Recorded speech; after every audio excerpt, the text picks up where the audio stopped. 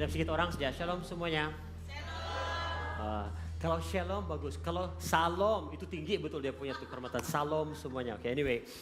Uh, sorry, hang on Saya cari saya punya clicker dulu.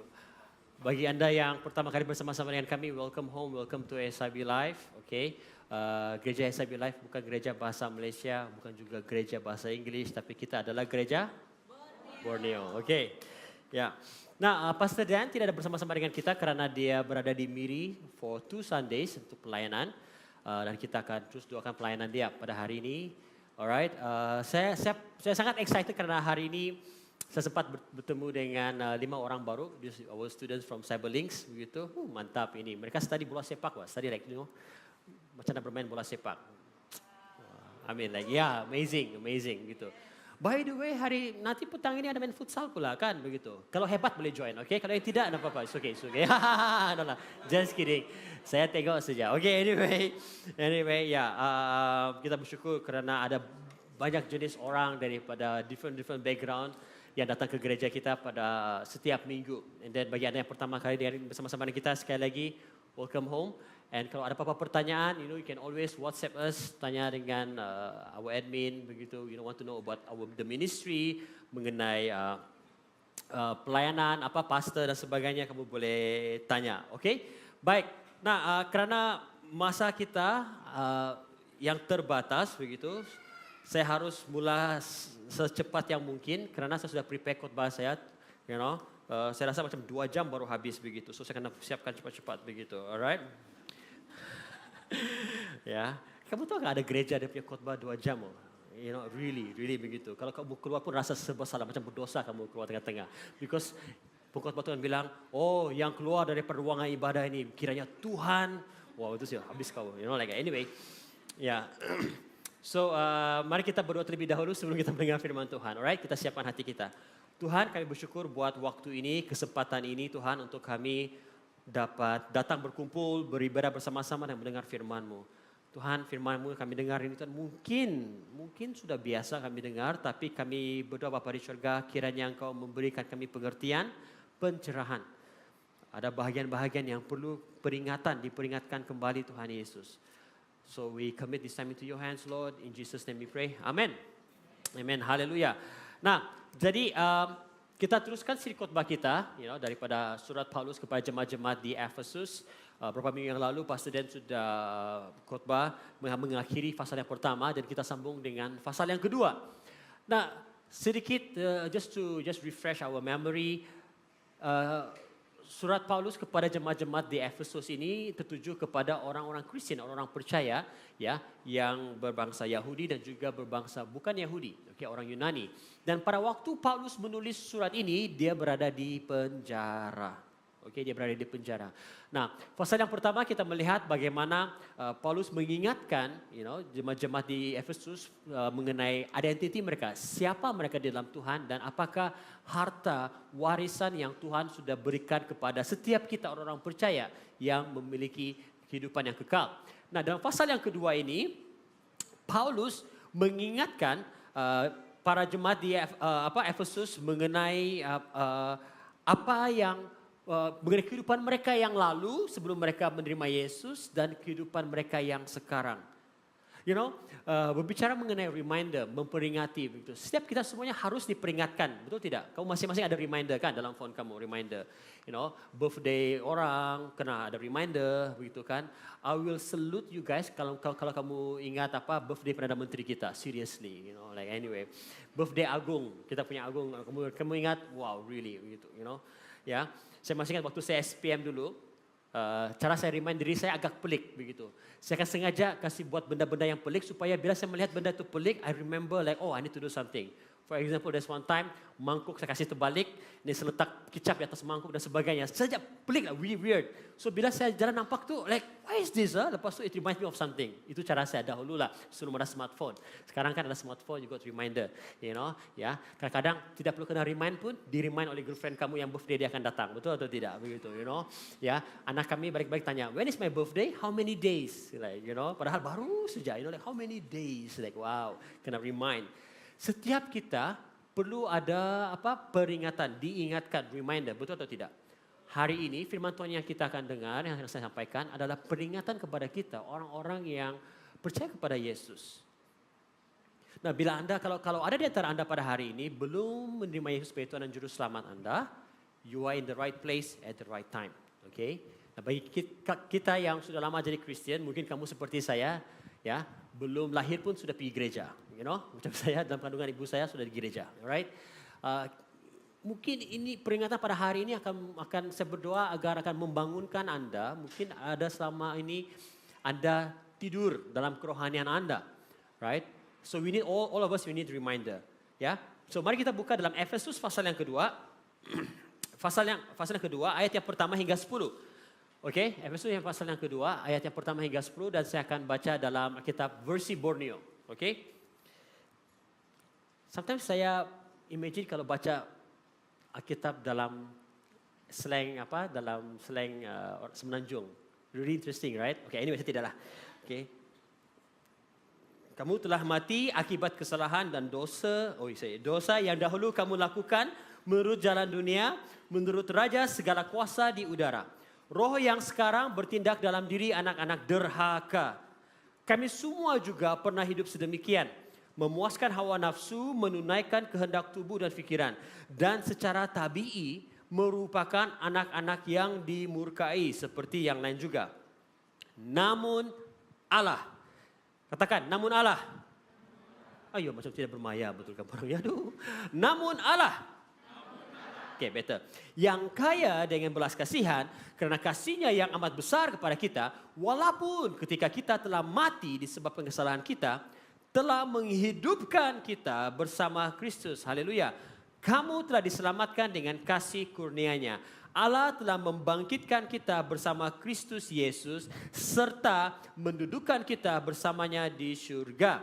Supaya pada zaman-zaman akan datang, Allah dapat menunjukkan limpah kekayaan kasih kurnia-Nya dalam belas ihsan-Nya kepada kita dalam Kristus Yesus. Ayat 8. Kamu telah diselamatkan dengan kasih kurnia-Nya melalui iman. Ini bukan daripada kamu sendiri tetapi adalah kurnia Allah. Bukan kerana usaha amalanmu supaya tiada seorang pun yang dapat bermegah. Kerana kita ini buatannya dicipta dalam Kristus Yesus untuk melakukan pekerjaan baik yang telah disediakan terdahulu oleh Allah untuk kita lakukan. Amen. Haleluya. Nah, kalau Anda mencatat nota ataupun take notes, ya, dalam phone kamu atau menulis, ya, tajuk firman Tuhan saya pada hari ini adalah kerana kasih Allah yang amat besar. Wah, kerana kasih Allah yang amat besar. Ya, kerana kasih Allah yang sangat besar. Jadi ada 3 reminder, satu peringatan yang Paulus bagi tahu kepada jemaat-jemaat di Efesus, ya.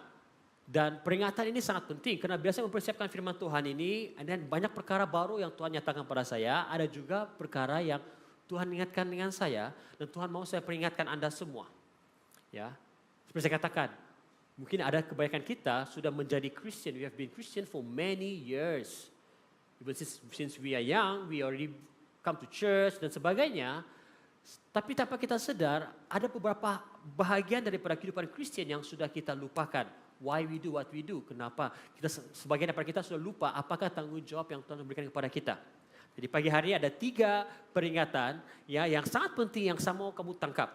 Jangan terlepas. Okey, yang pertama, kerana kasih Allah yang amat besar kepada kita, kita tidak lagi hidup sebagai zombie. Sebenarnya dalam bahasa Malaysia, saya cek translation apa? Mayat berjalan. Mayat berjalan. Zombie pendek lagi kan begitu. Kamu pernah nampak apa? Filem Zombie Kampung Pisang. Okay, ya. I know some of you have watched like zombie movie, The Walking Dead. Berapa season sudah itu entah lupa, besar suatu budak, So anyway, ada ataupun Train to Busan, itu kan zombie kan, begitu, Apalagi banyak lagi lah cerita sekarang ini. Itu banyak zombie, tapi we will get to that later. Zombie saya beritahu. Nah, kenapa saya guna istilah zombie? Zombie basically adalah orang yang bernyawa, yang mati, maksudnya dia hidup tapi dia mati, okay? Dari mana saya dapat itu? Dalam Efesus pasal yang pertama tadi itu, pasal yang kedua ayat yang pertama tadi itu, Paulus katakan kamu telah mati akibat kesalahan. Dalam terjemahan bahasa Indonesia gunakan apa? Pelanggaran-pelanggaran. Wow. Ya. Bila Paulus mengatakan bahwa kamu telah mati, dia berbicara mengenai keadaan kita yang terpisah dengan Allah Bapa di surga. Masih ingat waktu Yesus di kayu salib, ya, sebelum dia mengembuskan nafas yang terakhir, dia berkata, Elai, Elai, lama sabachthani, ya, kenapa Allah-Allahku, kenapa kau meninggalkan aku? Ada satu saat waktu Yesus di kayu salib, karena dosa seluruh dunia dipikulnya, waktu itu dia merasa perpisahan dengan Bapanya di surga. Karena Allah kita itu kudus. Dan karena Allah kita kudus, tidak ada satu titik dosa kecil pun yang boleh dekat dengan dia. Makanya pada waktu itu di kayu salib, Bapa memalingkan wajahnya karena Bapa tidak dapat melihat Yesus. Karena Yesus menanggung semua dosa-dosa kita. Terpisah, ya.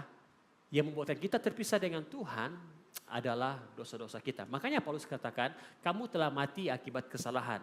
Ya, English translation dalam Amplified Version dikatakan, and you were dead and separated from him. Dipisahkan. Ya, berbicara mengenai kematian secara rohani. Ya, nah Paulus beritahu bahwa memang secara lahir ya semula jadi setiap kita manusia memang lahir sebagai orang yang berdosa. Lahir saja sebagai orang berdosa. Tidak perlu kena ajar pun begitu. Tidak perlu termasuk bayi lahir memang dia berdosa sudah. Karena apa? Karena dosa Adam dan Hawa. Tepat tangkap di sini? Ya, jadi kita secara lahir ya Paulus beritahu memang kita orang yang berdosa. Nah Paulus beritahu jemaat-jemaat di Efesus, ingat dahulu, katakan dahulu. Ya itulah keadaan kita sebelum kita ada Yesus dahulu. Nah apa yang Paulus maksudkan bila dia katakan bahwa kita mati secara rohani, mati, ya, karena keadaan dosa kita, seperti saya katakan tadi, Tuhan itu kudus. Jadi tidak ada dosa, orang tidak ada dosa yang dapat bertahan di dalam hadiratnya.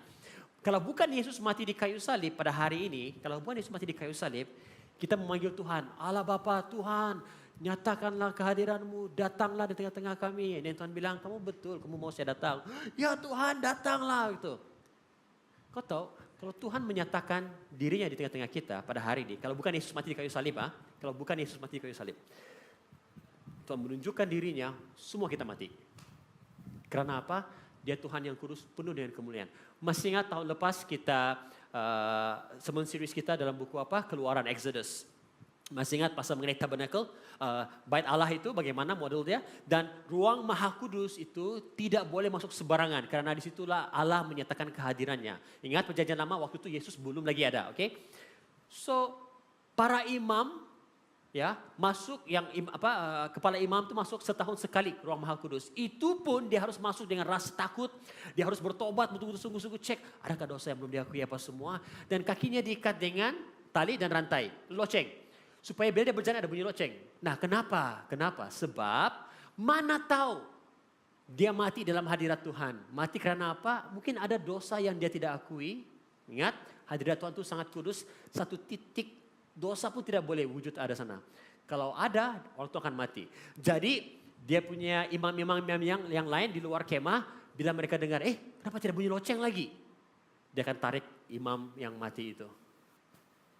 Bayangkan kalau itu dalam ibadah kita pada hari ini. Aduh, mau pergi sembayangkan, kita terpaksa call parents kita, family, mama, bapak, mungkin ini kali terakhir saya jumpa kamu.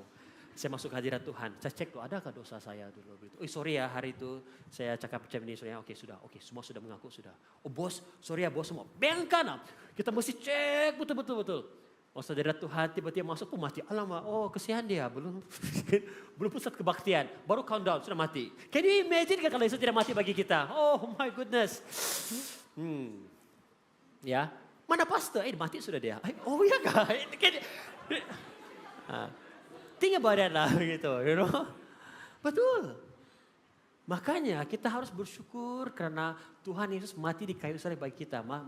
Oleh karena darah Yesus yang menyucikan kita, makanya yang Tuhan lihat bukan lagi orang yang berdosa, tapi orang yang sudah dibenarkan, diampuni. Itulah kita semua. Ada amin? Dukungan bagi Tuhan Yesus. Come on. Ya. Nah, kenapa kita mati secara rohani? Kenapa kita dipisahkan dari Tuhan? Keadaan hidup kita bila kita berdosa. Dua perkataan ini. Pelanggaran ataupun pelanggaran, ya, kesalahan dan juga dosa. Saya mau explain. Yang pertama, kesalahan ataupun pelanggaran dalam bahasa Indonesia. Nah, penting untuk kita tahu maksud daripada perkataan ini. Dalam bahasa aslinya, bahasa Greeknya adalah paraptoma. Katakan paraptoma. Oke? Ya, maksudnya bila orang itu melakukan kesalahan, pelanggaran itu, dia menyimpang daripada kebenaran. Dia menyimpang daripada righteousness, kejujuran. Ya, sesuatu yang dia melakukan orang itu, bila dia melakukan pelanggaran terhadap Tuhan, dia melakukan sesuatu yang haram. Sesuatu yang haram. Nah, haram bukan yang bukan babi ke pastor. No, not that. Perbuatan yang tidak, dibenarkan oleh Tuhan. So bila kita melakukan pelanggaran, itu silap siapa? No, remember, it's not silap. Kalau kamu buat sesuatu, buat dosa, itu bukan silap tau. Begitu. Itu maksudnya kamu menyimpang daripada kebenaran. Ya, menyimpang daripada kebenaran.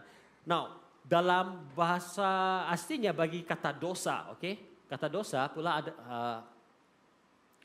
hamartia dalam bahasa Greek dan hata dalam bahasa Ibrani, Hebrew. Now, ini pun mungkin kita selama ini kita berfikir dosa itu adalah kita melakukan pelanggaran, kita tidak mentaati firman Tuhan. Betul. Tapi kalau kamu lihat dalam maksudnya yang original, dosa itu maksudnya terlepas daripada sasaran, tanda sasaran. Kamu pernah, kalau kamu pergi memanahkah begitu, melastik burungkah begitu, like whatever it is, ada target kan. Now, yang student cyberlinks, yang main bola sepak, kamu ada tiang gol kan? Ada tiang gol begitu, kamu tendang, mesti ada target, betul atau tidak? Dosa adalah kamu nampak, boom, terus pergi kanan, like, wah, memang jauh betul. Kena pun tidak, sikit-sikit pun tidak, ini yang jauh. Kamu tangkapkah? Yang tersasar jauh. Ada yang bilang, saya tidak main bola lah, pastor begitu. Yang main bowling begitu. Kamu tidak main bowling nampak dia punya pin semua begitu kan? Tangan semacam ini, tapi itu bola pergi mana tahu? Longkang yang ketiga, keempat, kelima, jauh juga. Macam mana begitu? Yang tersasar jauh. Kalau longkang di sini, lagi. Ini betul. Dosa maksudnya tersasar jauh daripada target. Target apa? Kekudusan, kebenaran yang Tuhan sudah tentukan. Itu maksudnya. Dapat tangkap di sini? Bila kita melakukan dosa, maksudnya bukan ini kesilapan siapa ini pastor? No. Kamu tersasar daripada kebenaran. Apa yang Tuhan kehendaki. Dapat tangkap di sini? Ya. Yang lain, maksudnya pada perkataan dosa adalah lari daripada hukum Allah. Tuhan sudah tetapkan hukum macam ini, ya. Sengaja kita cari jalan untuk keluar daripada hukum itu. We are looking for the loopholes in the system. Adakah nih cara untuk saya tipu-tipu ini begitu? Betul. Kamu yang pernah escape daripada sekolah begitu, panjat pagar, kamu tahu mana pagar yang boleh saya panjat, mana lubang yang fresh yang saya boleh keluar daripada sekolah. Sengaja mencari jalan keluar begitu. Ya, itu maksudnya dosa. Ya. 1 Yohanes pasal 3 ayat 4 dengan jelas mengatakan bahwa setiap orang berbuat dosa. Setiap orang. Nah, tengok orang yang di kiri kanan kamu. Inilah nih muka-muka orang yang pernah berbuat dosa begitu. Ya. Kalau boleh selfie itu, ya kamu selfie selalu tuh. Itulah itu. Ya, termasuk diri saya sendiri. Firman Tuhan katakan setiap orang, setiap kita ya berbuat dosa, melanggar hukum Allah. Nah, di dalam ayat yang kedua, ya, ditulis sini, Paulus katakan yang dahulu kamu lakukan menurut jalan dunia. Dalam bahasa Inggris mengatakan you in which you once walk, kamu berjalan. Nah, jadi bayangkan dalam ayat pertama Paulus berkatakan kamu mati, lepas itu berjalan. Mana boleh orang mati berjalan kan? Tetapi inilah yang saya maksudkan tadi itu adalah zombie rohani yang mati tapi berjalan. Dapat tangkap di sini? Nah, bila saya katakan Walking Dead, zombie ini bukan zombie yang dalam film Hollywood tuh, bukan yang film Hollywood, kita nampak itu. Ya, original zombie ini sebenarnya daripada negara Haiti, ya negara Haiti, dan dia bukannya seperti zombie yang kita lihat itu, yang begitu, yang rahangnya terbuka lah, batanya macam ini, no, itu bukan, sebelum itu saya mau tanya, ada yang mau jadi volunteer di sini? Volunteer? Anybody volunteer on stage?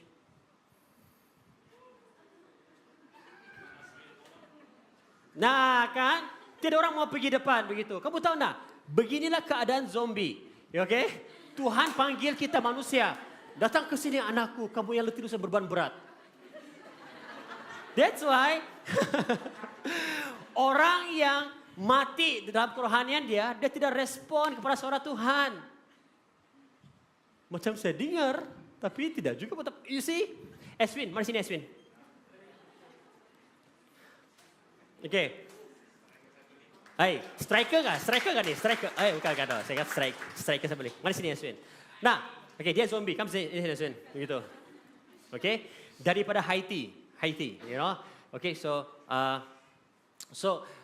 originally dalam sejarah, okay, zombie, okay, mereka bukanlah hantu ataupun monster yang kita tengok dalam movie tau sebenarnya.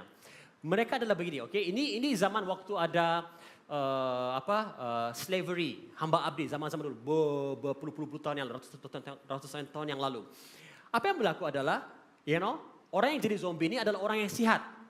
So, saya sebagai dukun, okay, salah satu daripada black magic yang popular di Haiti, okay, pada zaman itu adalah voodoo. Mungkin kamu pernah dengar voodoo, okay, black magic voodoo. So, saya sebagai seorang dukun, bomo, sama ada saya buat orang jadi zombie ataupun saya diupah oleh orang untuk jadikan orang itu sebagai zombie. Kerana apa?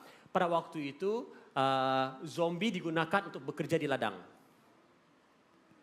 Tidak perlu bayar apa-apa gaji. Nah, so apa yang berlaku adalah sebagai dukun saya ada punya potion, okay? Ada yang mix begitu, ada racun semua begitu. So basically saya nampak si Eswin di pasar begitu. Saya bilang, sihat, dia kuat, slim, strong, handsome lagi begitu. Saya mau dia kerja di kebun saya begitu, okay? So di pasar dia tidak tahu kan? Sama ada saya sembur ataupun letak racun itu di kulit dia, dan racun itu akan masuk dalam tubuh dia, dalam darah dia, dalam badan dia, dan dia akan tumbang macam orang mati, like tumbang,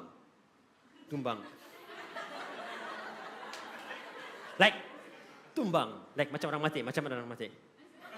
Woi, menjiwai watak betul mana zombie macam ni. No, I mean like baring. Ya, baring. Ya. Itu pumping namanya. Itu in a minute, baring. Macam orang mati. Macam mana Eswin? Like, ini tutorial ni ya? Okay. Baring. Okay. Yang macam ni lah begitu. Okay. Ya, baring. Kesian si Eswin. Now, bila orang itu sudah kena itu potion itu kan, dia akan baring tau. Kerana racun yang diberikan itu akan memberhentikan denyutan jantung dia. Anything yang vital sign dia itu kan akan berhenti. Sementara saja. So, Eswin, dia kena racun, dia boleh dengar apa yang berlaku. Dia tahu, tapi body dia tidak boleh buat apa-apa. Jadi sebagai family member yang lain, Eswin, kau mati. Tapi sebenarnya temporary karena ada racun itu. So of course, dia akan dikuburkan, betul tidak? Nah, saya hanya memerhati daripada jauh. Karena saya dukun, saya CM dia kan. Saya tunggulah sampai dia kena kubur. Malam dia kena kubur, saya akan datang. Karena saya tahu dia sekejap saja dia mati itu, maksudnya dia mati itu, kan? Saya kasih bagi dia racun yang baru supaya dia boleh bangkit kembali, begitu. Tapi this time racun yang saya bagi dengan dia ini membuatkan dia tidak ada kontrol dengan dia punya apa. Dia masih physical semua okey, jantung dia berfungsi seperti biasa, tapi otak dia begitu. You know like people who ambil drugs, dia tidak kontrolkan dia macam ni, dia begitu. Hidup tapi dia tahu apa yang berlaku begitu. Like that. So inilah zombie yang original.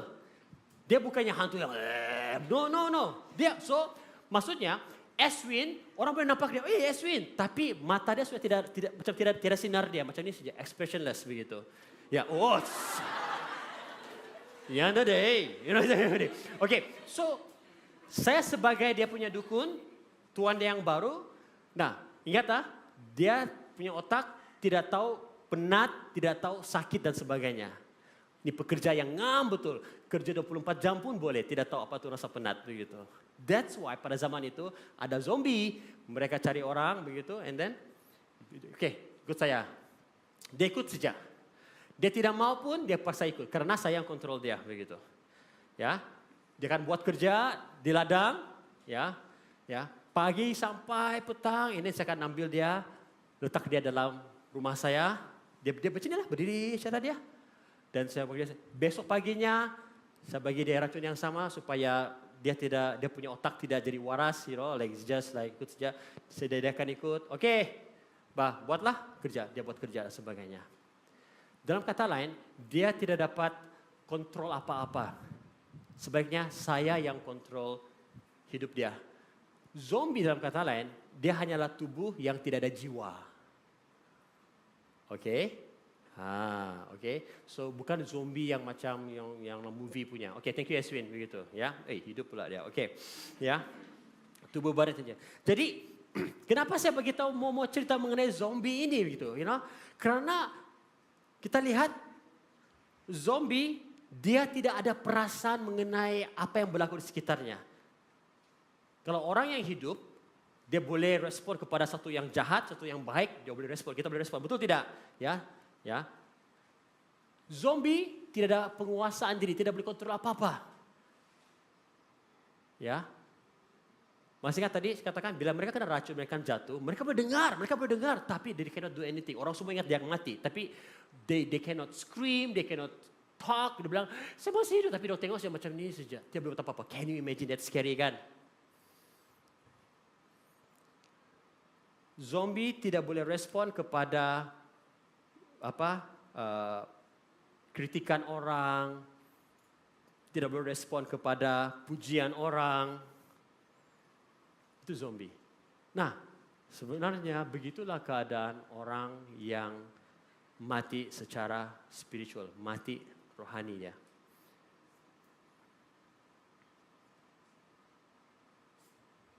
Dalam ayat yang kedua, ya, Paulus beritahu bahwa bila orang itu mati secara rohani, mati menjadi zombie, zombie, spiritual zombie, ya, orang itu tidak penguasaan diri, sebaliknya dia dikuasai oleh dunia, oleh keinginan dagingnya. Dalam ayat yang ketiga, kami semua juga pernah hidup sedemikian. Paulus beritahu, dulu saya pun sebelum saya ada Yesus, sebelum saya menerima Yesus, saya pun macam zombie, saya pun macam mayat yang berjalan, ya, memuaskan hawa nafsu, menunaikan kehendak tubuh dan pikiran. Secara tabii merupakan anak-anak yang dimurkai seperti yang lain juga, ya. Nah, jadi tidak ada penguasaan diri, sebaliknya apa yang dilakukan adalah mengikut hawa nafsu, menunaikan kehendak tubuh dalam bahasa terjemahan Alkitab versi Borneo. Nah, apakah itu kehendak tubuh? Apakah itu hawa nafsu? Ya, Galatia pasal yang ke-5 ayat 19 hingga 21 dengan jelas menulis apa dia? Kelakuan tabii manusia ataupun itu bahasa Alkitab versi Borneo. Kalau bahasa Indonesia ke tubuh, keinginan daging. Adalah apa? Adalah nyata, yaitu perbuatan cabul, kecemaran, kelucahan, menyembah berhala dan sihir, kebencian, perbalahan, hasad dengki, letusan kemarahan, cita-cita untuk kebesaran diri, perselisihan, berpuak-puak dan iri hati, kemabukan, berpesta, keterlaluan dan sebagainya. Tentang ini aku berkata kepadamu, sebagaimana sudah kukatakan kepadamu dahulu, bahwa orang yang mengamalkan perkara-perkara demikian tidak akan mewarisi kerajaan Allah. Nah, Paulus menulis bahwa perbuatan daging, keinginan daging itu jelas. Makanya jangan menganggap bahwa pastor itu silap siapa itu. Saya lalai, saya terminum tadi itu silap. No. Paulus bilang itu memang dosa. Itu perbuatan daging. Ya, itu perbuatan daging. Kadang-kadang kita menganggap bahwa apa yang kita lakukan itu sebenarnya satu kesilapan kecil, Pak. Boleh, Pak, Tuhan, tutup sebelah mata lah begitu. Dan kadang-kadang kamu perasaan atau tidak? Mungkin ada di antara kawan kamu mengatakan, kamu lihat hidupnya itu dia hidup dalam dosa dan masa depan dia itu pasti akan pergi menuju kepada kehancuran. Tapi kamu lihat dia macam tidak ada kontrol, tidak dapat mengawal hidup dia. Kau tahu kan dia salah? Saya tahu, tapi saya tidak tahu buat apa. Zombie. Kau tahu kan firman Tuhan bilang tidak boleh ada pasangan yang tidak seiman. Saya tahu pastor, tapi macam mana hati ini kau zombie? Tapi of course saya tidak cakap dengan dia zombie lah begitu, Kebenaran firman Tuhan ingat, orang yang mati spiritual Tuhan panggil dia pun begitu. Dia tak buat apa-apa. Firman Tuhan, ini firman Tuhan. Tidak respon. Karena mati spiritual. Tidak dapat respon. Nah, itu keadaan kita sebelum Yesus ada dalam kehidupan kita. Dapat tangkap di sini. Namun kamu berpikir, ya gak pastor, sebelum kau, kenapa macam ada orang Kristen senampak macam masih zombie lagi, Kristen? Nanti saya akan pergi ke sana. Ya, are you guys following me so far? Ya. Bila Paulus mengatakan bahwa kamu adalah anak-anak yang dimurkai. Wah, dalam bahasa Inggrisnya children of wrath. Oke, ya, orang anak-anak yang dimurkai. Maksudnya apa? Very simple. Ya. Pada zaman Paulus, bila seseorang itu dilabel, kau ini anak-anak yang dimurkai. Maksudnya kau memang akan dihakimi, mendapat penghakiman daripada Tuhan. Ya, bila disebut bahwa kau ini anak ini, itu bicara mengenai karakter kamu. Oke, nah mungkin kita di sini, sampai konteks kita lah orang Sabah Sarawak. Siapa di sini anak Sarawak? Angkat tangan, anak Sarawak. Baru sejak hari Jumat itu kan? Oke. Siapa hari ini? Siapa anak Sabah? Siapa anak Tuhan? Di dalam gereja. Oke. Nah, maksudnya bila saya bilang siapa anak Sarawak itu berbicara mengenai bahwa kamu punya karakter di mana kamu dilahirkan, ada identiti kamu. Dapat tangkap di sini? Dapat tangkap di sini? Ya. So bila Paulus bilang, ada yang macam dan oke. Bila kamu pernahkah kamu kena marah oleh mama kamu? Mula-mula dalam bahasa Malaysia. Tidak paham, dia speaking tiba-tiba, marahnya begitu. What are you doing? Mama, pada kau speaking begitu. Tapi kita tidak juga dengar cakap. Sekali dia kasih keluar bahasa dusun, dia habis. Nah, itu yang marah yang lebih itu kan. Tapi tidak mau dengar juga last-last apa dia bilang? Anak setan. Nah, you see, pernahlah saya dengar lah di kampung lah begitu panggil dia panggil anak dia, kau ni anak setan. Nah, kenapa? Sebab karakter anak dia macam setan. Jadi kalau bilang anak setan itu berbicara mengenai karakter orang tersebut. Dapat tangkap di sini? Oke, ya. Tapi of course, kalau kamu punya surname, kamu orang Chinese, nama kamu Tan, oke. Anak si Tan, si Tan kan, itu siapa Tan?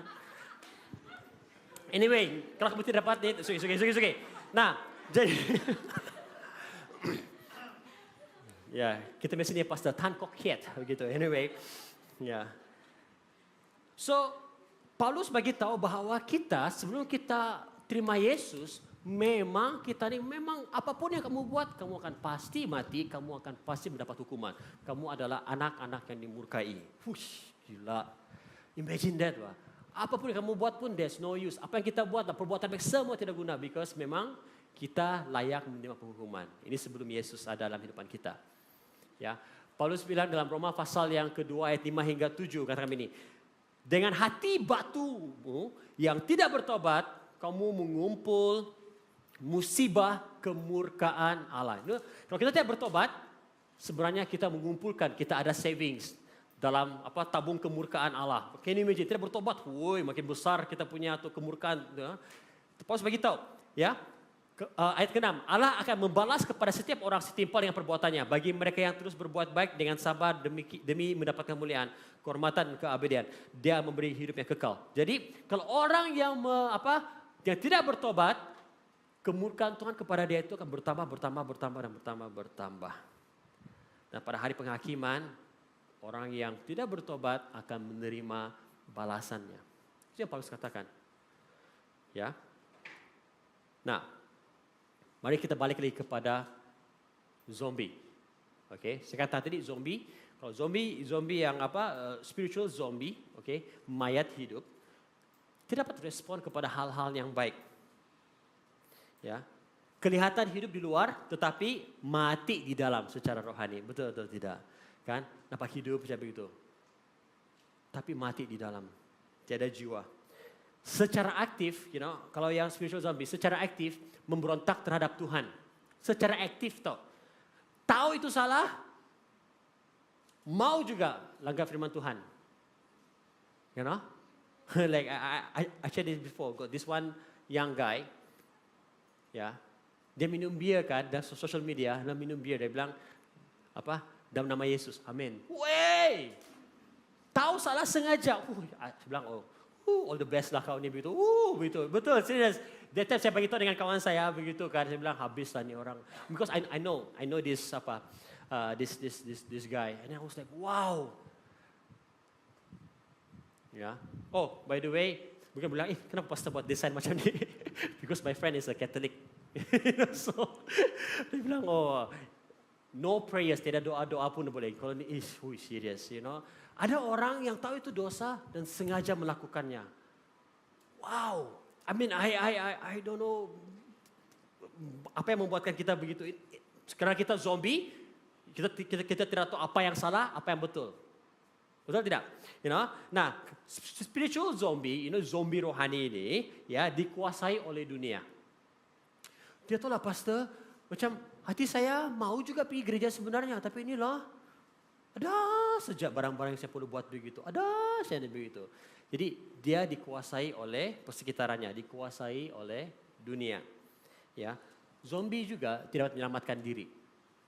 Ya, macam di Haiti waktu zombie itu akan selama-lamanya, menjadi hamba kepada dukun tersebut. Dua saja kemungkinan yang membuatkan zombie itu boleh sembuh. Ingat sembuh. Yang pertama, bila dukun dia tu mati. Sebab diorang harus continuously bagi dia tu drugs supaya dia boleh kontrol otak dia. Kedua, apabila orang bagi mereka makan garam. That is strong punya culture lah. Bagi makan garam begitu. Dan dia akan macam sedar lah, you know. Ya. Tapi the fact is, kalau orang itu menjadi spiritual zombie, yang mayat hidup, dia tidak dapat menyelamatkan diri dia sendiri. Tidak dapat menyelamatkan diri dia sendiri.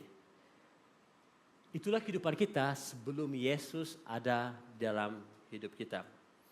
Ya, kita bersyukur karena Allah Bapa memberikan anaknya yang tunggal itu Yesus kepada kita, makanya kita bukan lagi menjadi zombie rohani. Kita mengalami kehidupan yang kekal bersama-sama dengan Yesus. Ada amin? Wih, macam kurang meyakinkan ni begitu, you know. Ya. Kamu tahu beberapa minggu yang lalu, saya dan Pastor Dan kami khotbah daripada Efesus pasal yang pertama kan. So kami ajarkan bahawa kita semua diangkat menjadi anak-anak Tuhan. Dan kami juga mengajarkan bahawa kita semua adalah waris kerajaan Allah, yang waris mendapat harta kekayaan daripada Bapa kita di surga. Nah, pertanyaan di sini, kenapa ada masih orang Kristen walaupun sudah terima Yesus, kadang-kadang hidupnya macam zombie. Boleh saja datang ke gereja, ikut semua kebaktian dan sebagainya, tapi kalau kamu tengok di sosial media dia, cara dia hidup, cara dia bercakap, macam bukan orang yang kenal Tuhan. Jangan-jangan dia duduk di sebelah kamu hari ini. Nah, jangan I'm talking about spiritual zombie. Ingat, zombie tidak dapat kontrol apa yang dia buat.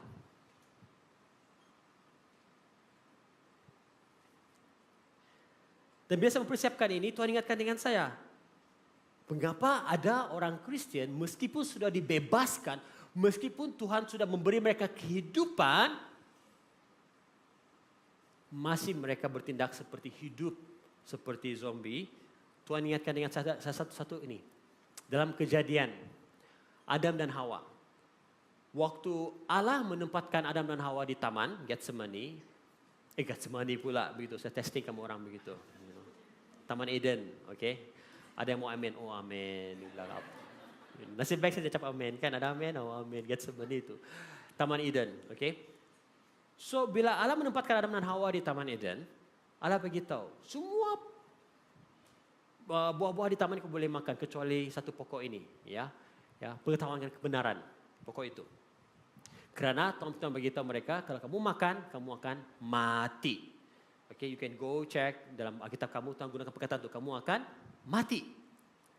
Nah, masih ingat bila iblis datang kepada Hawa, iblis bilang, kau makanlah. Hawa bagi tahu, no, Tuhan bilang kalau kami makan buah ini kami akan mati. Dan apa iblis katakan? Sesungguhnya bila kau makan tu buah, kau tidak akan mati. So, Hawa makan tu buah, Adam pun makan tu buah. Apa jadi dengan mereka? Mereka mati kah? Tidak, hidup pun. Tetapi the moment mereka melakukan dosa, hata dalam bahasa Ibrani kan, mereka melanggar perintah Tuhan, pada waktu itu jugalah rohani mereka mati. Mereka jadi zombie. Nah, Tuhan beritahu dengan saya, banyak orang Kristian ditipu oleh iblis macam ni. Kerana kamu hidup dalam dosa dan kamu masih lagi hidup. Kamu tidak mati juga. Tengok, pastor, saya tidak pergi sembahyang. Saya tidak pergi sembahyang pun begitu. Saya kena promote kerja saya. Tengok pastor, saya tidak juga aktif. Saya tidak baca firman Tuhan seperti kawan-kawan yang lain. Tengok. Ya, saya boleh beli rumah, beli kereta. This is life. Kerana ramai orang Kristian percaya seperti itu. Dia sudah ditipu oleh iblis. Kau tengok, mana kau mati? You know, kau kena promote. Kau sihat. Inilah tipu muslihat iblis dan macam inilah mengapa ramai orang Kristian tanpa mereka sedar, mereka kembali kepada kehidupan lama mereka menjadi seperti zombie. Bila saya tengok, saya tidak bagi persembahan persepuluhan, saya hidup juga pun begitu. Saya tidak melayani Tuhan, saya hidup juga pun. Apalagi kawan saya yang tidak kenal Tuhan, tengok hidup sukses lagi mereka. Tengok sekarang ni pastor, time-time macam ni mereka lunch di pulau. Like, this is life.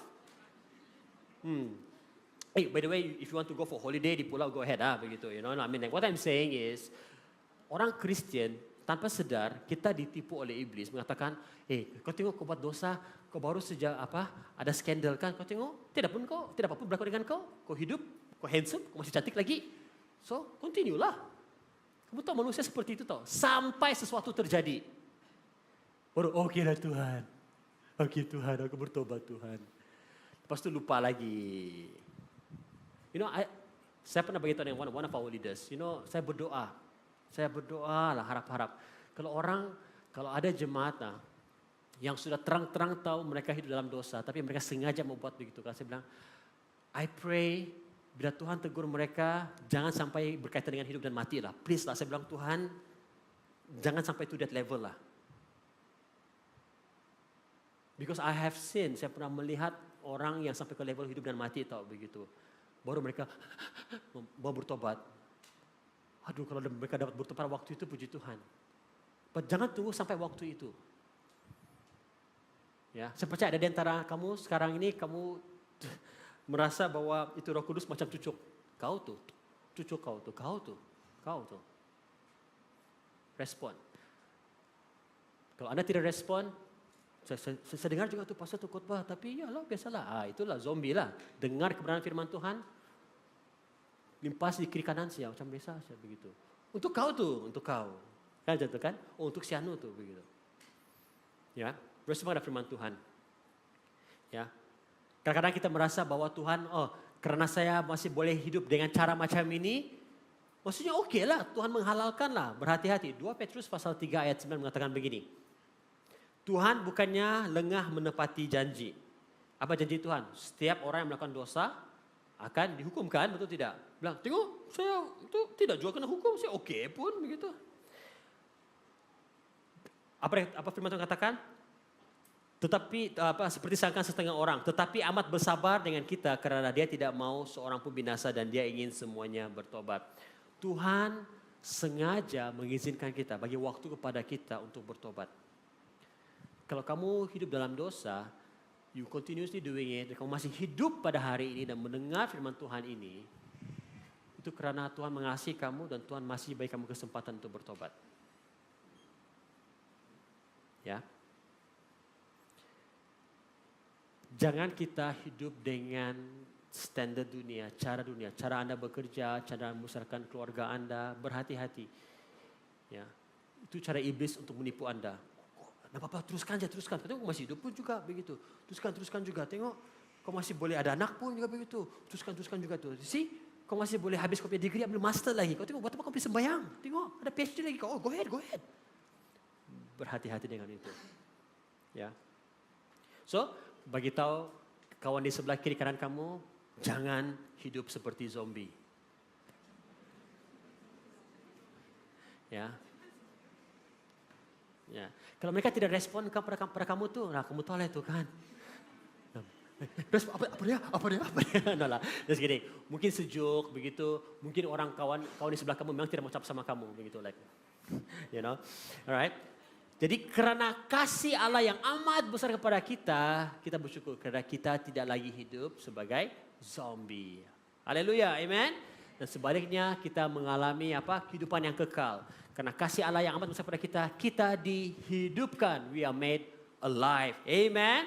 Ya, you know, dalam Efesus pasal 2 ayat 4 hingga 5. Dua perkataan ini, namun Allah. Wow, luar biasa. Kamu tahu, kalau bukan kerana dua kata ini, namun Allah, kita punya keadaan pada hari ini adalah zombie tahu. Seperti ayat yang pertama, ayat kedua dan yang ketiga. Itulah kehidupan kita. Namun Allah.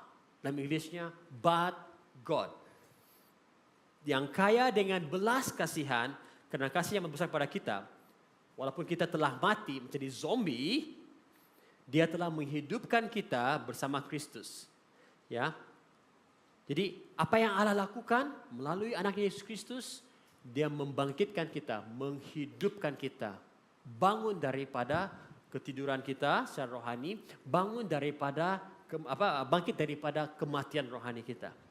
Ada amin? Karena Allah sangat mengasihi kita. Nah, Efesus pasal 8 ayat 9, sekali lagi 5 ayat 8 hingga 9 ini. Saya katakan, memang dahulu kamu adalah kegelapan, itu diri kita dahulu. Katakan dahulu. Tapi sekarang kamu adalah terang di dalam Tuhan, sebab itu hiduplah sebagai anak-anak terang. Karena terang hanya berbuahkan kebaikan dan keadilan dan kebenaran. Nah, itu ada identitas kita yang baru.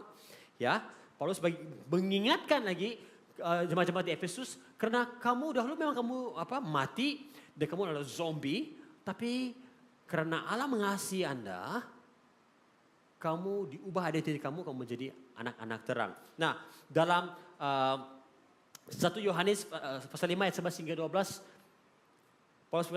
Yohanes mengatakan, kesaksian itu ialah Allah memberi kita kehidupan yang kekal dan hidup ini ada di dalam anaknya. Siapa yang memperoleh anak itu memperoleh hidup. Katakan hidup. Dan siapa yang tidak mempunyai memperoleh anak Allah, tidak memperoleh hidup. Anak Allah ini berbicara mengenai Yesus Kristus. Tidak ada Yesus, tidak ada hidup. Ada Yesus, ada hidup. Nah, pertanyaan dia, Pastor, hidup yang macam mana yang Tuhan bagi? Hidup yang macam yang ada nafas oksigen kah? Ataupun kita punya oksigen lebih pure kah? Oksigen kita hidup ni, begitu kah? Apa? Yohanes pasal yang kelima ayat 24 mengatakan begini. Sesungguhnya aku berkata padamu, siapa yang mendengar kata-kataku, ya, dan yang percaya kepada Dia yang mengutus aku akan mendapat hidup yang kekal dan tidak akan dihukum. Jadi bila Tuhan memberikan hidup yang baru kepada kita, bukan berbicara mengenai oksigen jantung yang berdenyut-denyut begitu. Berbicara mengenai kehidupan yang kekal yang tidak boleh diambil oleh sesiapa pun juga. Wow. Ya, kehidupan yang kekal, ya. Bila kita mendapat kehidupan kekal ini, kita memperoleh kehidupan kekal ini di saat kita menerima Yesus sebagai Tuhan dan Juru Selamat. Kehidupan kekal ini kita bukan terima waktu kita sudah mati, mau pergi surga baru kita terima. No, kita terima kehidupan kekal ini the moment we commit our life to Jesus. Kita dalam kehidupan yang kekal. Wow, luar biasa. Ya, kehidupan kekal bukan berbicara mengenai feelings, emosi, perasaan. Oh, saya dapat kehidupan yang kekal. Kenapa? Saya rasa macam syok-syok. Oh, damai betul. Jadi kalau kamu stres, tidak kehidupan kekal lah. Berhati-hati. Jangan menganggap bahwa kehidupan kekal itu berkaitan dengan emosi. No. Ya. Bila kita dilahirkan kembali, ya, menerima Yesus sebagai Juru Selamat, kita mengalami kelahiran baru. That moment kita memiliki kehidupan yang kekal. Amen. Dan semua itu Tuhan berikan kepada kita karena kasih karunia-Nya. Nah, saya mau kita semua bangkit berdiri. Semua bangkit berdiri. Berdiri semuanya. Okey, saya tahu ada yang mau stretching like stretching ya, berdiri. Okey. Keluarkan tangan kamu, stretch out your hands tadi macam ni. Ini tindakan profetik tau, begitu saya mau. Ya. Katakan bersama-sama dengan saya. Katakan, Yesus, saya menerima kehidupan kekal yang Engkau berikan kepada saya. Amin. Grab it with your heart. There you go. Duduk. Ya. Yes. Sometimes kita perlu kena remind bah. Perlu kena remind, kena ingatkan kembali. Ya. Sebab kalau kita tidak kena remind, tidak kena ingatkan, kita akan hidup seperti orang yang tidak harapan. Matilah kita ni, matilah. You know. Oh habislah, tidak harapan lagi. Tidak bolehlah Tuhan. Apa gunanya saya hidup lagi Tuhan? Wah. Kenapa? Lupa bahwa sebenarnya Tuhan sudah berikan kita kehidupan. Tapi iblis bilang, nah kan tidak guna. Nah kan kau fail. Nah kan kau kena buang kerja. Nah kan kau tidak kahwin. Nah. Tidak harapan. You see? Itu cara iblis. Tapi hari ini, Paulus ingatkan kita semua, bila kita menerima Yesus sebagai Juru Selamat, kita mengalami kehidupan yang kekal. Amen? Amen. So, kita semua diselamatkan karena kasih karunia Tuhan. Kita mengalami kehidupan yang baru. Nah, saya suka dalam Efesus pasal 8 ayat 9, Paulus mengingatkan sekali lagi, okay? Ya, dalam ayat yang 5, Paulus berbicara mengenai kasih karunia, grace. Ayat 8 hingga 9, dan ulangi, kamu telah diselamatkan dengan kasih kurnia. Bahasa Indonesia bilang kasih karunia. Wah, lebih indah, puitis. Kasih kurnia, macam kurnia insurance ya, gitu kan? Oke, kasih karunianya melalui iman. Ini bukan daripada kamu sendiri, maksudnya bukan karena usaha kamu. Tetapi karena karunia Allah, it's a gift daripada Tuhan. Ya, nah ayat ini memang cukup terkenal, betul tidak? Selalu kita dengar bahwa kita diselamatkan karena iman dan Tuhan menyelamatkan kita karena kasihnya kepada kita. That is the gift. Maksudnya kasih karunia ini diberikan kepada kita sebenarnya tidak layak untuk menerimanya. Tidak layak untuk menerimanya. Ya, saya pernah satu kali, saya masih ingat. Tadi first service saya tidak share, tapi baru saja beberapa saat yang lalu saya teringat. Waktu saya first dapat license, saya drive, and then as yang mau dapat P, of course, yang P maksudnya profesional lah, dapat stiker P begitu, ya. Tapi kalau kamu ada kereta, kamu tidak drive, kamu suruh orang drive itu belum lagi sah begitu. Kamu mesti drive sendiri kereta kamu orang, baru kamu dapat P, means you are new. Nah, waktu sebelum dapat license saya P, saya tidak drive dengan ada stiker P. So memang itu kesalahan. Saya tidak tahu sekarang kalau ada pakai demerit kah, kalau tidak menunjukkan itu. Masih ada kan? I don't know lah, you know. Kalau kamu orang yang bilang, ada nggak pastor? Maksudnya kamu tidak pernah ambil tes tapi kamu drive. Anyway. So, saya tidak. So, itu kesalahan. Satu kali roadblock, saya relax, saya begitu. Saya bilang, saya ada P ini. Oh yes. Police check begitu, cek saya punya license, saya bagilah P begitu. Dia tengok, mana stiker ni? Memang betul-betul punya, bukan yang buat-buat lah macam lupa lah. No, tapi memang betul saya macam terkejut saya. Berdebar. Dia bilang, oh my goodness, first time kena saman. Apa ini Tuhan? Gitu, you know. Betul. Kamu first time dapat license, kau kan nervous, polis tahan habis lah kau nervous. Apa dia. Begitu, you know. Adakah saya buat peraturan 2 saat tadi itu, saya cek cermin saya semua, you know, all those kind of things. P saya tidak ada. Wah, tu saya beritahu, sorry bang, memang lupa lah bang, dia semua begitu. Saya bilang, I deserve, saya layak untuk disaman. Betul tidak? Memang saya melanggar hukum, betul tidak? Tapi karena abang tu handsome hari itu, dia bilang, you know, like, tak apa, ini first time, go. Wah, that's example of kasih karunia. Kau memang layak untuk menerima hukuman, tapi Tuhan bilang, nope, saya menyelamatkan kau. Like, just few seconds ago, tiba-tiba saya teringat itu, ya. I forgot the name of the police lah begitu. Tapi saya rasa waktu saya student waktu itu, bayangkan kena saman lagi tu, berapa lah harga dia tu, kena demerit semua begitu kan. Terus saya bilang, tak apa, first time, it's okay. Jangan lupa letak stiker gitu. Okay, bang. Wah, that time rasa macam yang dibebaskan. Itu malaikat menari di sekitar saya. Haleluya. Can you imagine? Itu rasa dia macam kamu rasa, kamu tahu, kamu memang kena hukum, tapi kena angkat itu hukuman. Apa yang saya buat? You know? Wow. kita menerima kasih karunia daripada Tuhan karena Tuhan itu Maha Pengasih. He is love. Bukan karena kita baik. Mereka bilang, oh kau anak si Pastor Anu kah begitu? Okeylah, okey, jalanlah. No. Oh, bapa mama kau missionary dulu kan? Okeylah. No. Karena kasih karunia Tuhan, bukan karena perbuatan baik kita. Tuhan memberkati Anda, bukan karena kehadiran Anda di gereja setiap minggu. Itu malaikat cek attendance, like, Pastor, si John dia konsisten dalam tahun ini. Mungkin kita kasih bonus dia begitu tahun ini. Begitu. No. Kamu diberkati Tuhan itu karena kasih karunia Tuhan. Bukan karena kamu berbuat lebih baik. Itu. Makanya Paulus katakan kita menerima keselamatan itu bukan karena perbuatan kita. Tapi karena kasih karunia Tuhan. I know ada orang yang mau melayani karena mau bayar mereka punya hutang-hutang dosa. Pastor, saya bertobat sudah pastor, saya mau melayani begitu. Sebab dia mau bayar. Nah, bukan bermaksud Anda tidak patut melayani. Serve lah, tapi purpose dia itu. Sebab, kenapa saya bercakap macam itu? Karena ini memang pengalaman saya sendiri, saya melihat orang datang untuk melayani. Lepas itu, saya rasa mungkin dia sendiri dapat sense macam, wah cukup sudah harga saya bayar begitu. Terus menghilang dari gereja. Betul, really.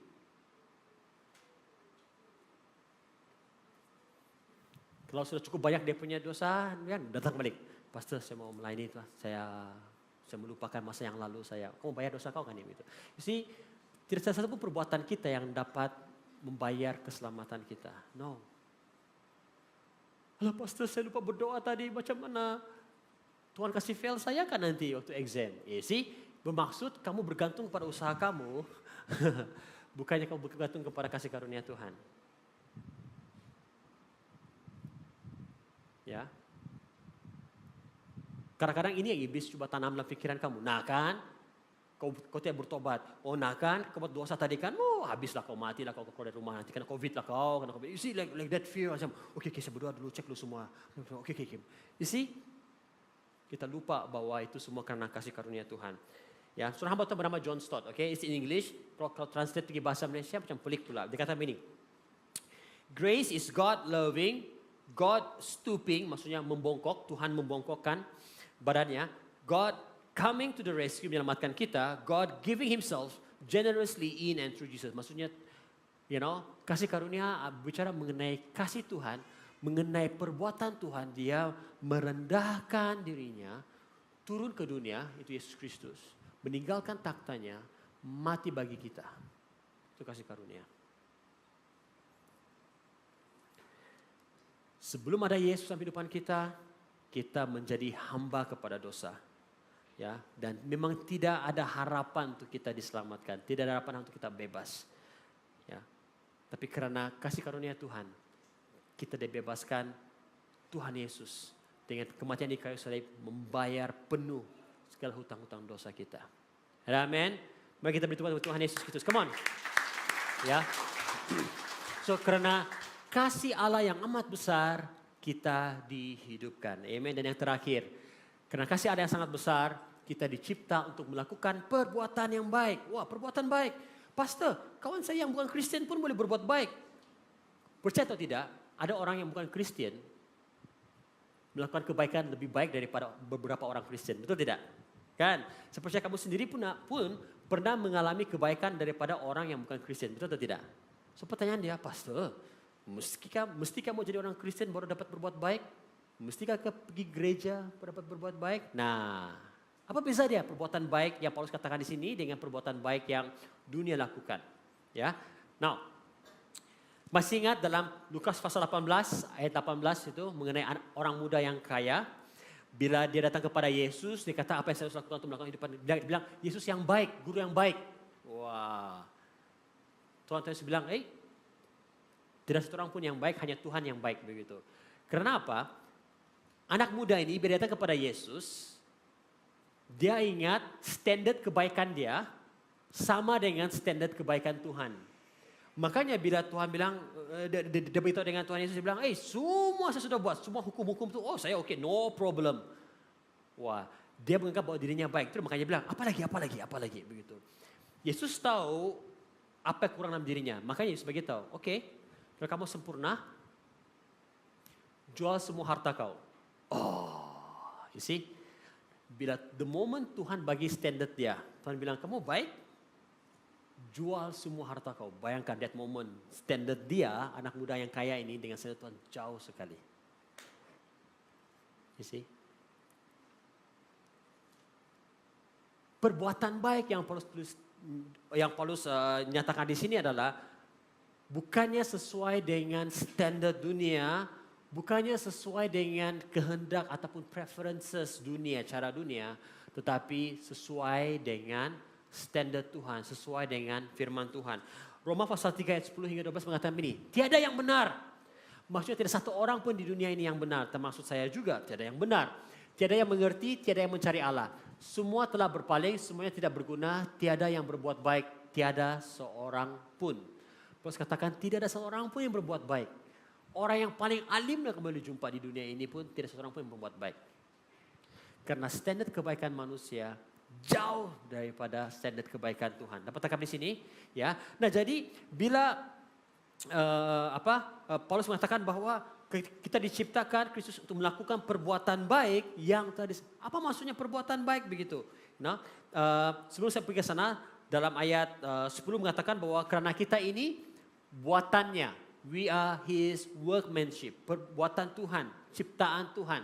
Diciptakan Kristus untuk perbuatan baik. Now, let me kita fokus kepada perkataan buatan, itu workmanship dalam bahasa Inggrisnya. Ya, apa maksudnya workmanship, perbuatan ini? Kemahiran dan kepakaran tinggi yang digunakan untuk menghasilkan sesuatu atau melakukan sesuatu. Itu dia punya maksud dia, workmanship. Kalau dalam konteks modern kita pada hari ini, bila Paulus katakan, hey jemaat-jemaat yang saya bilang, kamu semua adalah buatan Allah. Maksudnya ada trademark Tuhan di dalam badan kita, ya, dari percakapan kita, pemikiran kita, perbuatan kita, cara hidup kita itu menunjukkan bahwa Tuhan yang menciptakan kita. Dapat tangkap di sini? Ya, ya. Kalau kamu yang biasa dengan Android, kamu yang biasa dengan iPhone, kamu tahu, kamu tengok satu kali saja pun begitu dia punya interface dia, interface pula. Dia punya, ini kamu tahu, oh iPhone.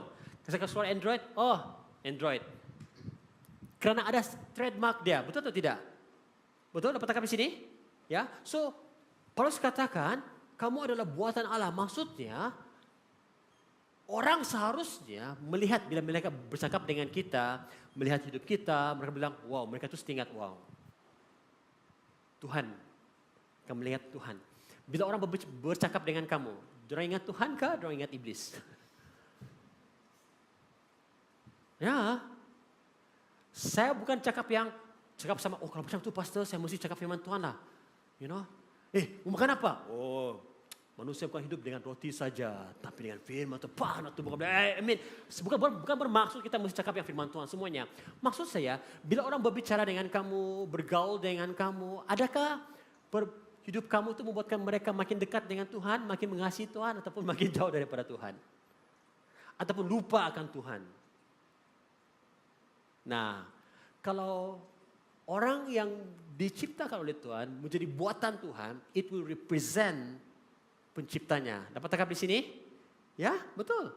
Bercakap dengan kamu, wah baiknya kamu nih begitu. Made in heaven, Tuhan yang buat saya. Haleluya, betul tidak? Ya, ya. But that's not pick up line, begitu like, oh man, you're so beautiful, so fine girl, you know. Check up your label di belakang. Oh, made in heaven. Oh, wah. Okay. Guys, don't follow that. Itu lama punya pick up line begitu. Okay, anyway, kau punya lutut sakit kah begitu? Kenapa? Tidak pun juga. Sebab saya rasa kau jatuh dari surga begitu. Like, bukan yang macam itu, Made in heaven, buatan Allah, maksudnya karakter kita, kehidupan kita. Orang lihat, wow. Terus, you know, have you ever talk to somebody? Terus kalau sama bertobat, terus kalau sama baca firman Tuhan lepas itu. Oh yes, I've met pastor hamba Tuhan macam tu, cerita sama dia. Dia tidak bilang macam, Wegna kamu mesti bertobat, Wegna. Tidak, cerita-cerita dengan dia macam mana uncle, everything semua. Oh, dengar-dengar kesaksian dia. Tuhan. Terus saya tinggal Tuhan tau. That's what I mean. Okay? Jangan orang tengok muka kau, ingat game. Lain pula begitu. Tengok muka kau, ingat kimchi. Like, but of course, you understand what I mean, Maksudnya bila orang berbicara dengan kita, orang dapat merasakan kasih Tuhan, karakter Tuhan. Okay? Now, berikut yang terakhir. Apa maksudnya pekerjaan baik yang saya katakan tadi? Jadi kalau macam itu pastor, apakah pekerjaan baik yang Tuhan sudah siapkan untuk kita? Apakah pekerjaan baik dia begitu? Nah, bila berbicara mengenai pekerjaan baik, mungkin saya percaya ramai di antara kita akan bilang, pekerjaan baik maksudnya pergi gereja, ikut pelayanan misi dan penginjilan, melayani, baca firman Tuhan, berdoa, bagi persepuluhan, join life group. Nah, semua ini baik dan sebenarnya semua ini kita harus terus lakukan kerana ini adalah satu gaya hidup orang Kristen, orang percaya. Tetapi perbuatan baik yang Paulus maksudkan lebih daripada ini. Jadi, sama kamu tangkap ini. Bila berbicara mengenai perbuatan baik bukan hanya aktiviti keagamaan. No. Perbuatan baik yang Paulus bicarakan di sini, sebagai contoh dalam Matius pasal 25 ayat 34 hingga 36. Bila Yesus bagi tahu, kamu melayani aku bila kamu memberi makan kepada orang yang lapar. Bila aku sedih, bila aku thirsty, bila aku haus, kamu berikan aku minum. When I was a stranger, bila aku orang asing, kamu menerima aku. Bila aku tidak pakaian, kamu berikan aku pakaian. And then, orang bilang, bila pula kau datang? Yesus tidak tahu.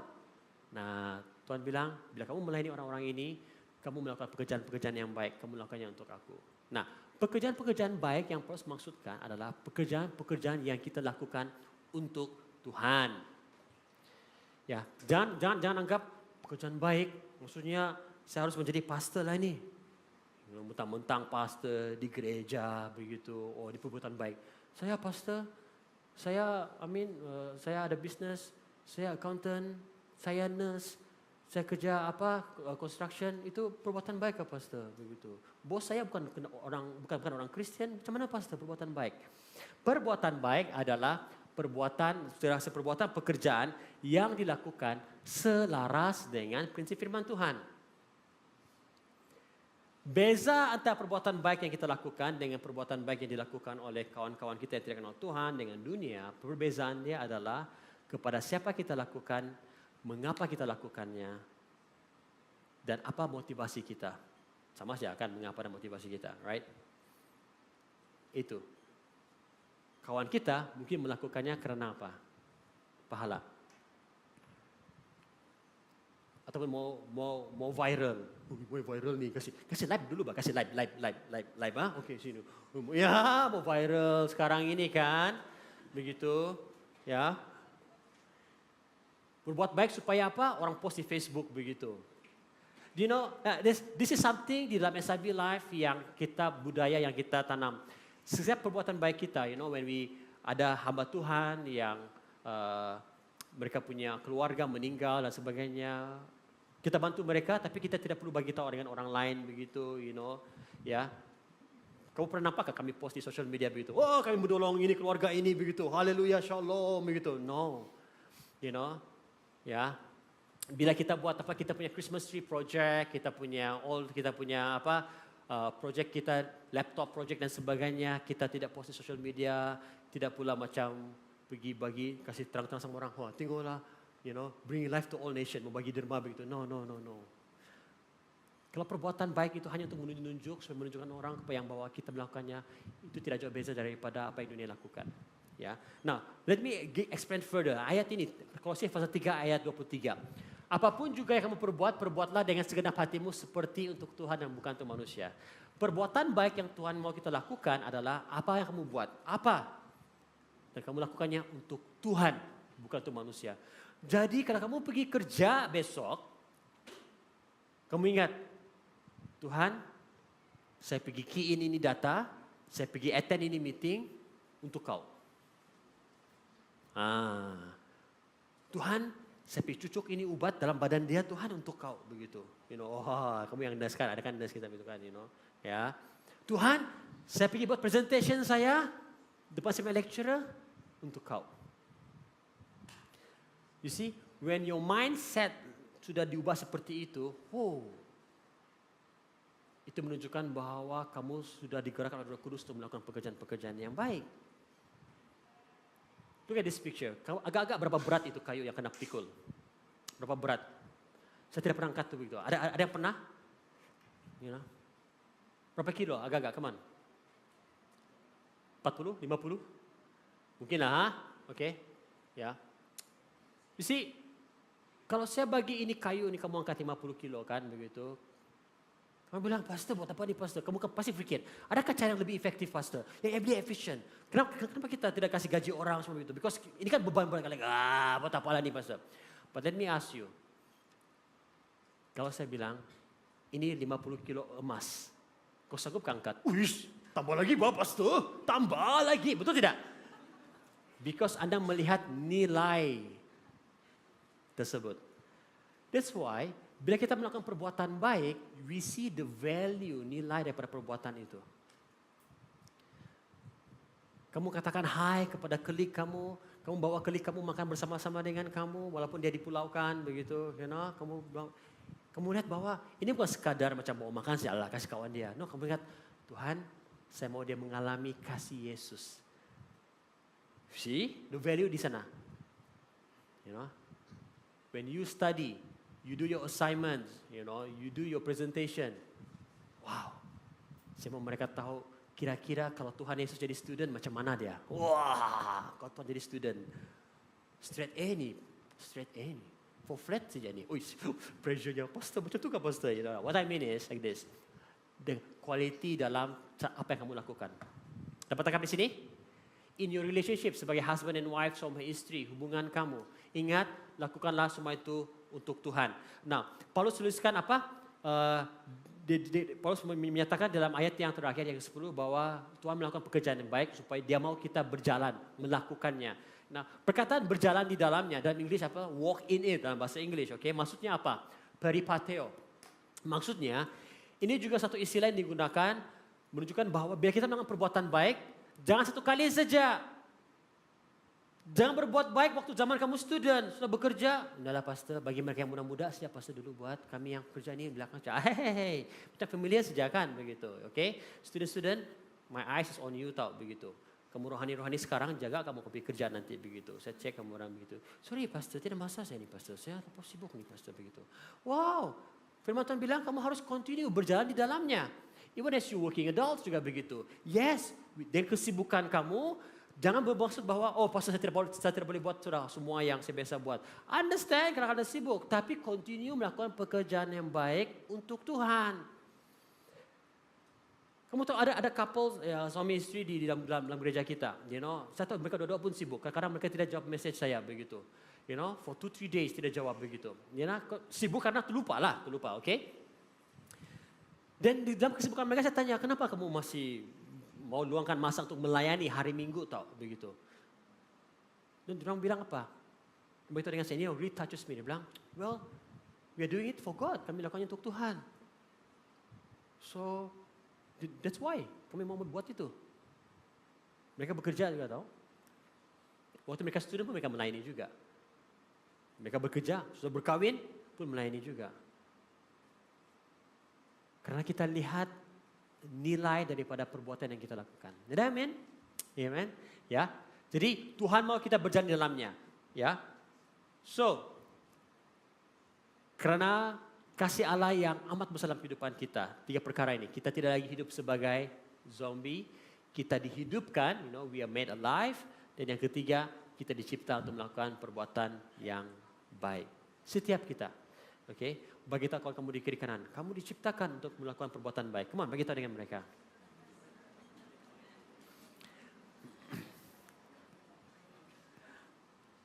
Bagi tahu kepada kawan kamu yang lebih responsif, kamu diciptakan untuk melakukan pekerjaan yang baik.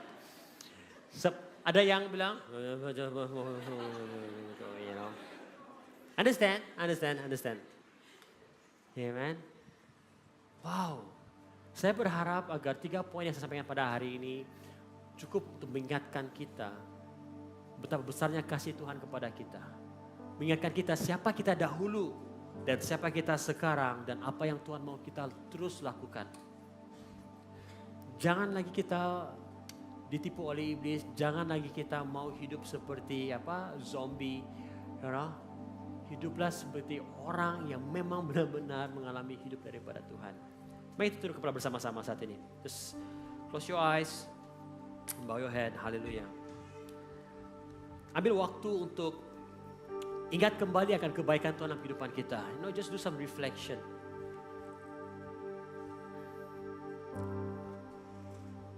Seperti saya katakan tadi, firman Tuhan pada hari ini sebenarnya berupa peringatan. Kalau Anda sama ini mengeluh dengan pekerjaan Anda, dengan apa yang kamu lakukan, ingatlah, kamu tuh ciptaan Tuhan. Kamu lakukan perbuatan baik untuk Tuhan. Bila apa yang kamu lakukan itu kelihatan sukar, minta kekuatan daripada Roh Kudus.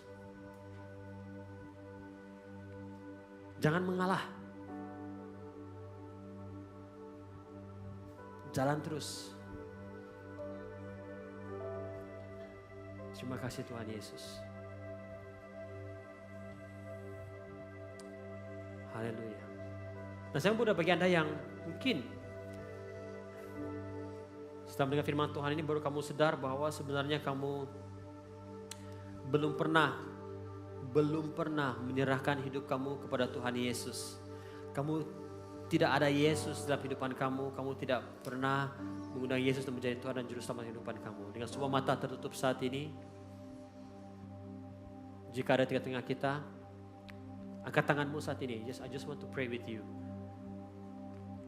Kali pertama kamu katakan, Tuhan Yesus, saya mau menyerahkan hidup saya kepada Engkau. Haleluya.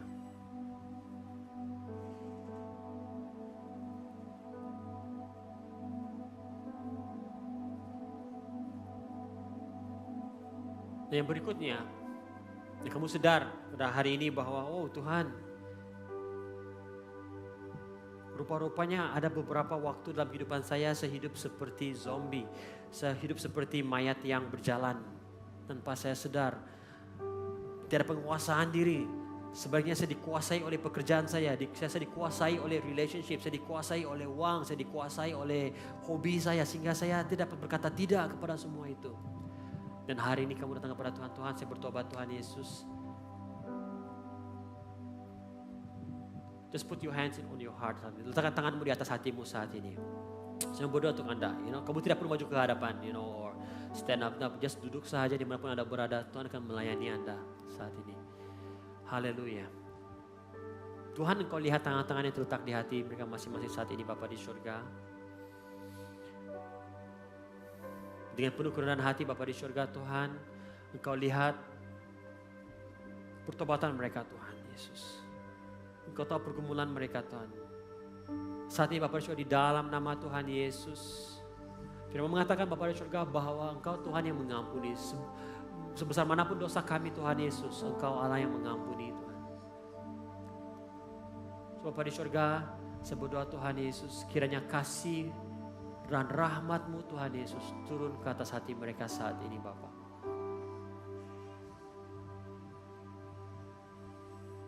Saya berdoa Tuhan Yesus, bukakan mata rohani mereka, perbaharui hati mereka hari ini. Agar apabila mereka kembali Tuhan ke tempat kerja mereka, ke campus mereka, di mana mereka berada Tuhan Yesus.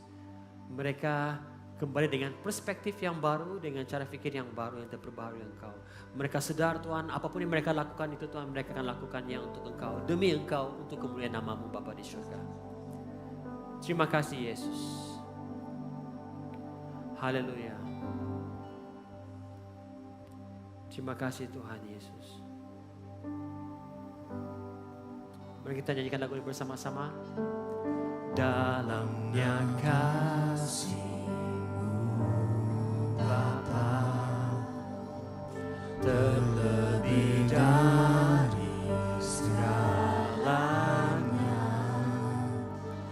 pengorbanan yang termulia selamatkanku dengan darah-Mu, dengan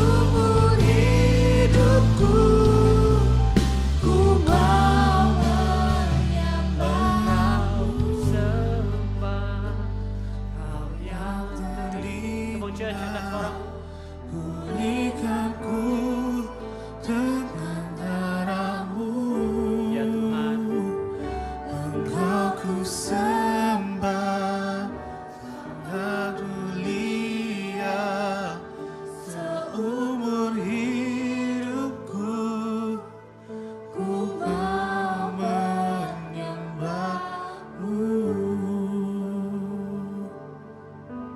Tuhan, ini kerinduan kami Bapa di surga. Seumur hidup kami Tuhan Yesus, menyatakan kebaikan-Mu dimanapun kami berada Bapa di surga. Karena Engkau terlebih dahulu Tuhan, menunjukkan kasih-Mu kepada kami Tuhan. Kasih-Mu yang teramat besar Tuhan melalui Yesus Kristus.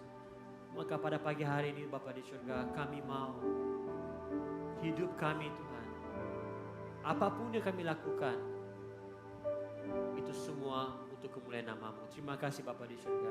Terima kasih Tuhan Yesus buat hari ini. Terima kasih Tuhan kesempatan untuk kami berkumpul bersama-sama sebagai jemaat-Mu. Terima kasih juga Tuhan untuk teman-teman kami yang baru bersama-sama dengan kami pada hari ini.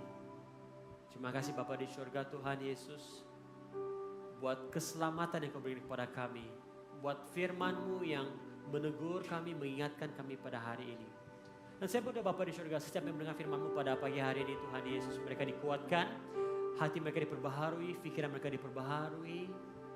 Bila mereka kembali ke tempat kerja mereka, ke sekolah mereka Tuhan Yesus, wow, mereka akan menyatakan kemuliaan-Mu, mereka menyatakan kasih-Mu Tuhan dimanapun mereka berada. Kata-kata mereka Tuhan akan berbicara mengenai Engkau. Bila orang duduk berkomunikasi dengan mereka, bergaul dengan mereka, melakukan pekerjaan bersama-sama dengan mereka, tinggal bersama dengan mereka, orang-orang akan mengalami kebaikan-Mu, mengalami kasih-Mu Tuhan Yesus. Terima kasih Bapa di surga, terima kasih Tuhan Yesus. Haleluya, kami terima Tuhan Yesus firman-Mu ini Bapa di surga. Terima kasih Yesus. Nah jemaat-jemaat semua, sebelum kita beredar di tempat ini, angkat tanganmu bersama-sama. Saya mau berdoa melepaskan berkat untuk setiap kita. Haleluya, terima kasih Tuhan. Kiranya Tuhan memberkati setiap yang Engkau usahakan. Kiranya Tuhan memberkati pekerjaanmu, pelajaranmu, keluargamu. Berkati engkau dengan kesehatan yang baik. Dimanapun engkau pergi, ingatlah bahwa engkaulah terang. Engkaulah terang yang Tuhan sudah letakkan di mana engkau berada. Bersinarlah terang. Bersinarlah terang. Roh Kudus, engkau yang memberi kekuatan kepada umatmu dimanapun mereka berada, untuk mereka bersaksi mengenai kebaikan-Mu Tuhan Yesus. Tutup bungkusi mereka dengan kuasa darah-Mu Bapa di surga. Sepanjang minggu ini engkau pelihara, lindungi mereka. Biar apapun yang diusahakan mereka membuahkan hasil. Berkati keluar masuk mereka Tuhan, dimanapun mereka berada Bapa di surga, dalam pekerjaan apapun masalah yang mereka harus lalui Tuhan Yesus. Engkau yang memberikan hikmat, Engkau yang memberi kebijaksanaan, kekuatan. Kiranya damai dan kasih-Mu Tuhan memerintah dalam hati dan pikiran mereka. Kiranya kebenaran-Mu Tuhan Yesus akan terus menerus menjadi standar dalam kehidupan mereka. Terima kasih Tuhan Yesus. Saya berkati umat-Mu Bapa di surga. Jadi jemaat-jemaat pulanglah membawa damai daripada Tuhan Yesus Kristus. Kiranya wajahnya, kemuliaan Tuhan menyinari wajah-Mu. Dimanapun Kau pergi, Engkau akan membuahkan hasil. Terima kasih Yesus. Kami terima berkat ini di dalam nama Tuhan Yesus Kristus. Semua yang mengasihi Tuhan, sama-sama katakan amin. Haleluya. Mari kita puji Tuhan Yesus.